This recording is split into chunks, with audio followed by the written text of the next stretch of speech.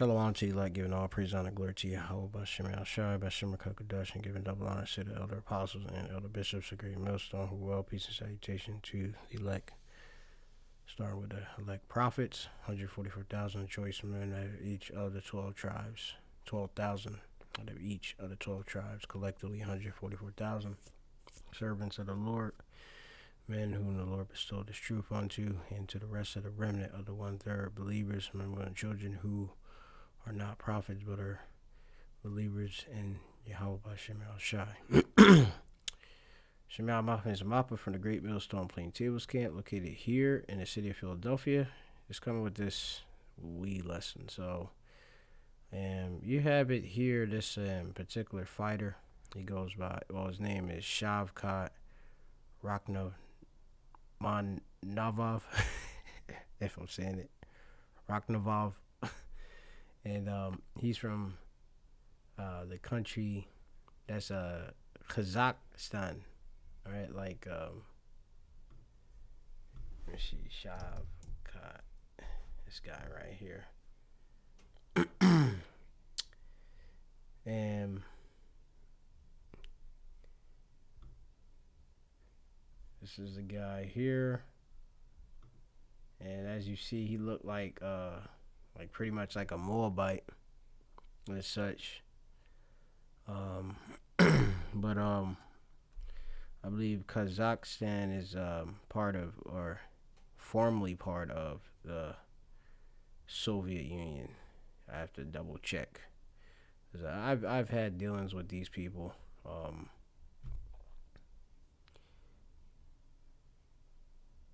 So you have it. People ask this question: Is Kazakhstan more Russian or Chinese? But you have it, Kazakhstan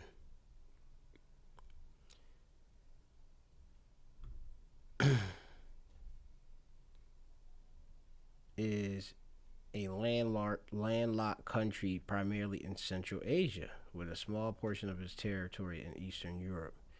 Its borders of Russia to the north and west, China to the east. And you have Kyrgyzstan to the southeast and Uzbekistan to the south. And you have Turkmenistan to the southwest. Okay, so and you have it here that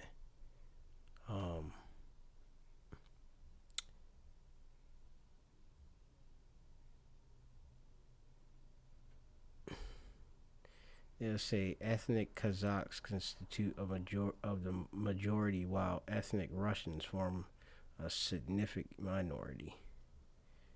Kazakhs is Muslim majority countries with a sizable Christian community. Now, I'm just going to go look into this.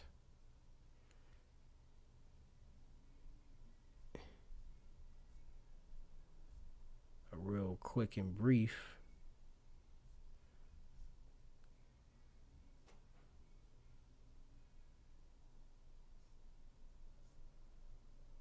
As a history, yeah, it was part of Russian Kazakhstan. First half of the 18th century, the Russian Empire constructed. Let me see, I'm trying to look for some more information.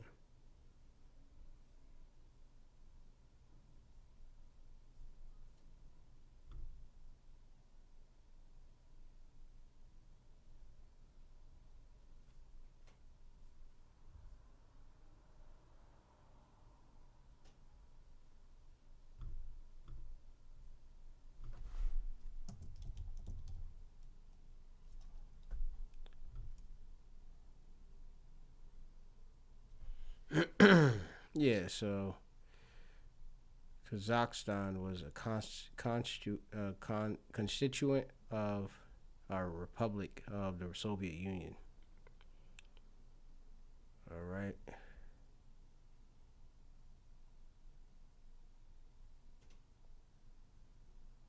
Soviet Union.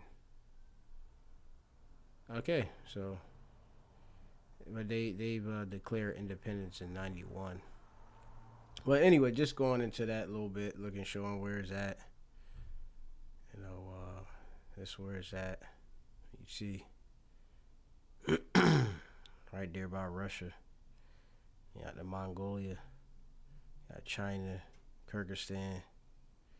All right, so there you go. Now you got this fighter, which is Shavkat Rakhmonov, who fought UFC 310. He's I think he's now 19-0. He's 18-0, and he fought against this Irish, and I'm not sure if Aaron McGeary. I think Aaron McGeary might be a Jake. He's a arse though, and close matchup. Real, they got similar type styles, but it just seemed like it was a mix of just wrestling. It looked like and striking and stuff, but I guess they gave it to this guy. They boosting him up, but anyway, you have it. Which this guy's a really good fighter. He fights at welterweight, which is 170, and he had recently made this comment, recently, and he was talking about horse meat in his diet. You eat horse meat. For us here in America, it's not a thing that we normally do. However, I was just curious how that came to be for you. Was it where is it that anybody eating horse meat in America? Cultural thing? Is that something that has helped you just in terms of elevating your skill and everything in between? I was just curious how that came to be. Многие международные бойцы привносят какие-то свои культурные моменты, и недавно вышла новость о том, что ты любишь конину. И что это она для тебя значит? Это какая-то культурная, традиционная вещь, либо она тебе больше помогает в подготовке и так далее? Енді бір әрбір қазақтың былай That's нетінде part of their қанда бар. culture. Біз енді ет жегенді жақсы көреміз, сондықтан да Meat. жылқының еті енді бір аса маңызды ғой. Енді біз былай айтқанда мінеміз, сүтін ішеміз, қымызын ішеміз, етін жейміз, сондықтан да жылқы бізге өте қасиетті жануар.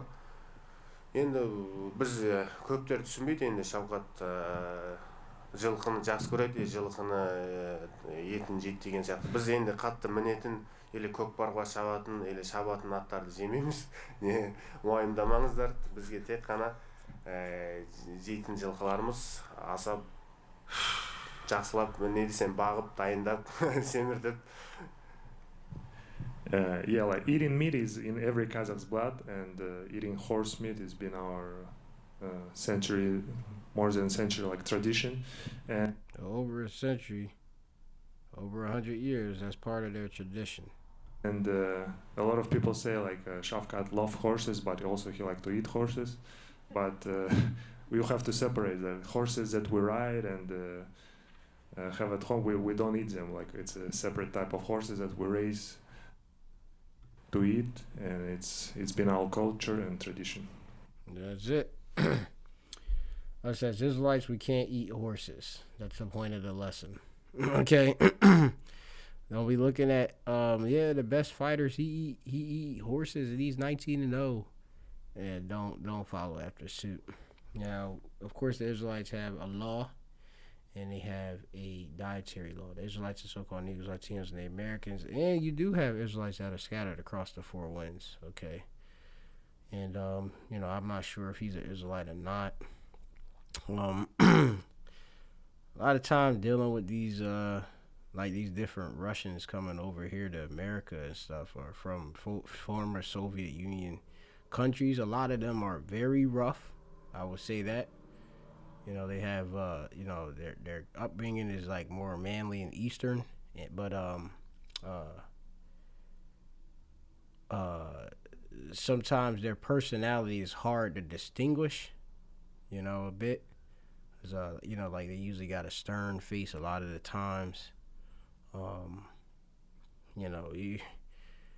Even when you make jokes, they seem like they still serious and stuff. But some of them are Israelites that's coming over here to Babylon the Great America, working Uber, working, a lot of them drive trucks in the trucking industry, doing logistics, yeah, DoorDash and all of that. And then a lot of them train MMA because back home, a lot of them into, combat, wrestling and all of that. So, it's kind of deal. But anyway, just going to the blue letter, and you have in Leviticus the 11th chapter, it goes into the dietary law, okay, for the Israelites. Okay, so it says here in Leviticus the 11th chapter, the Lord spake unto Moses and Aaron, saying unto them, speak unto the children of Israel, so-called Negroes, Latinos, and Americans, and those that are Israelite foreigners as well, that look like the heathen nations, but go back to Abraham, Isaac, and Jacob. Okay, these are the beasts which ye shall eat among all beasts that are on the earth. Okay, so not all beasts are the same. Just to let you know that you had even when you had the ark. When you had Noah with the ark, they separated the clean from the unclean. Okay. Just to go and show it to you. I believe that's in.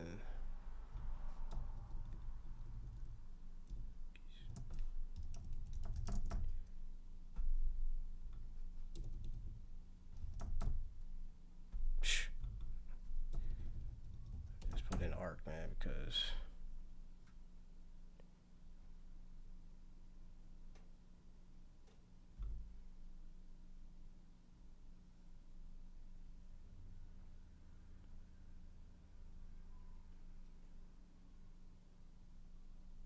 Okay, you could just go into just a basic.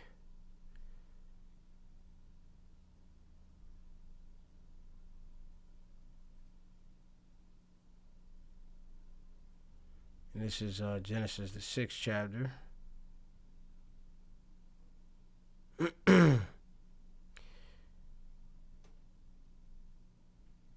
And verse 19, of every living thing of all flesh, 2 of every sort shalt thou bring into the ark to keep them alive with thee. They shall be male and female, of fowls after their kinds, and of cattle after their kind, of every creeping thing of the earth after his kind. 2 of every sort shall come unto thee to keep them alive. And take thou unto thee of all food that is eaten, and thou shalt gather it to thee, and it shall be for food for thee and for them. Thus did Noah, according to all that the power commanded him, so did he. So Noah was obedient. He got specific instructions. Genesis 7:1. And the Lord said unto Noah, come thou and all thy house into the ark, for thee have I seen righteous before me in this generation. Of every clean beast, okay, you have clean beasts, makal all ha ba hama, all right, which is beast is bahama in the Hebrew, okay, ma is or of or from. In this case, of, call is all, ha, bahama. All right. Going into beast, cattle, animal, livestock. All right, of domestic animals, wild beasts, often a collective. And then you have ha, ta, ha, wa, ra. All right, which the root should be. Oh, that's actually ha to hawar. So that's like pure. Going into clean. All right. Thak. like from laquak, which would be take. Okay, laka to you. All right, in the Hebrew, I'm just looking at the Hebrew, but it says shabai, shabai going into 7. All right, I'm gonna read it in the English though. It's going into it. Of every clean beast thou shalt take to thee by 7s, the male and his female, and of beasts that are not clean by 2, the male and his female. Okay, so just going and showing you there's a distinguishment between beasts. Okay, because people, oh, they're just an animal, you can eat them, man. Now going back to Leviticus 11, it says here and 2, speak unto the children of Israel, saying, these are the beasts which ye shall eat. Hebrew word for eat is, you go,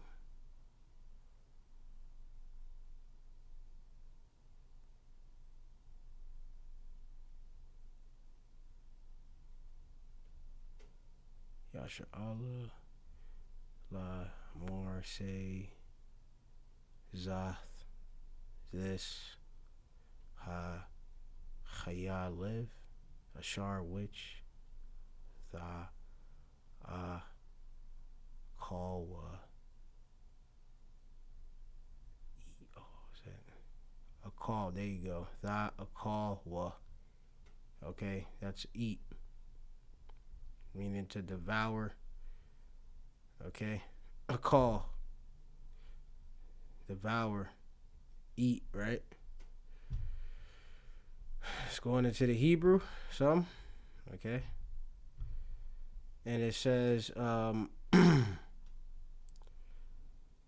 all the beasts that are on the earth, okay, whatsoever parteth the hoof and is cloven footed and cheweth the cud among beasts that shall ye eat. Now going into, you have deer, you have coos or cows, goat, okay. Just to give an example, but you have to just go into that part of the hoof and are cloven footed, okay. Chew the cud among the beasts that ye shall eat. Nevertheless, these shall ye not eat. Them that chew the cud are of them that divide the hoof, as the camel, because he cheweth the cud, but divided not the hoof, he is unclean unto you. So just going and showing you the difference. Okay. Though a camel cheweth the cud, but he doesn't have a divideth not the hoof. Alright. And you can see the difference between a camel foot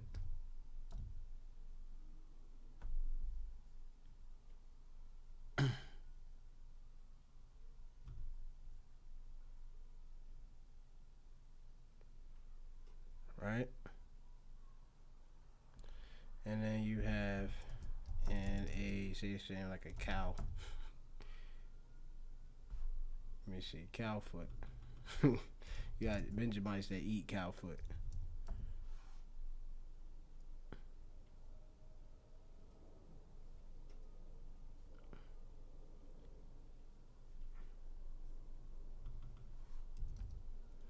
You have deer feet.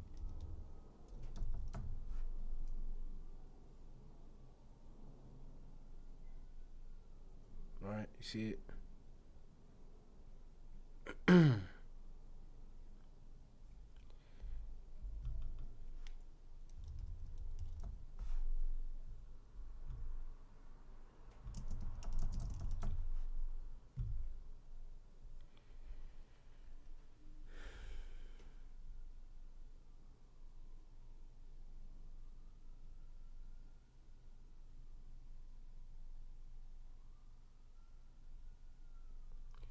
The camels have large padded split-footed toe feet with soft cushions that spreads out when they walk on sand, while cows or cows have typically cloven hoof with two distinct toes that are more pointed and hard, making them better suited for them walking on firm ground.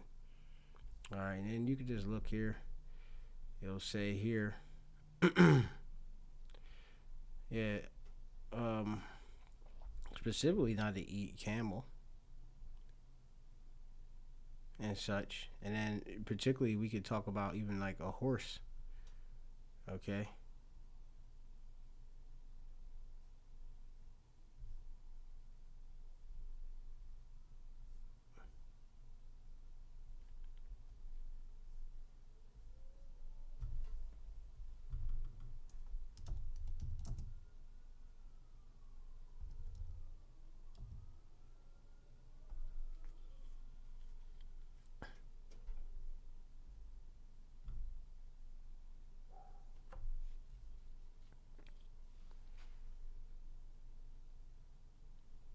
And you can just look into the specifics.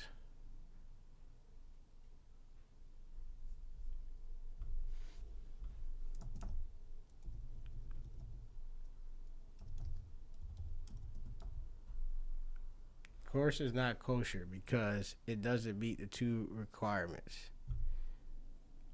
What it does not chew its cut. Okay. And then you have, as it goes into split hooves are cloven footed.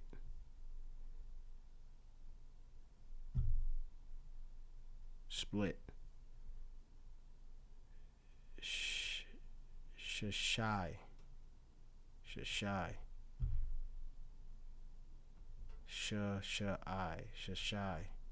To part. And that's basically it right there. Don't have them animals that chew its cud. Meaning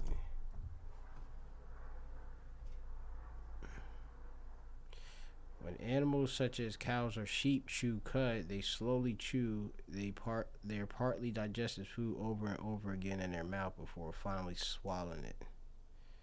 Alright, the cattle also seem more contented and are chewing their cud longer because they have more fiber. But that's there right there. The remnants.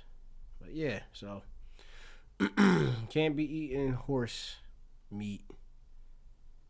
Well, Shavkai, he could do what he want. You know, he could be a heathen. You know, but if he's an Israelite foreigner, he ain't supposed to be eating no horse meat. But if you look in Kazakhstan,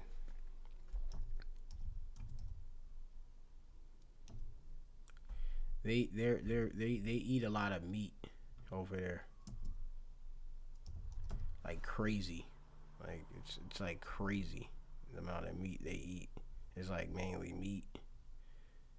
You know, when you look into it, what do they eat in Kazakhstan?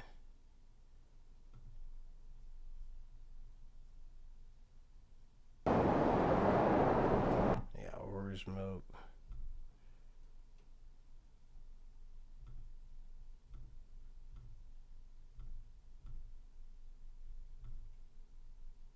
Using golden eagles.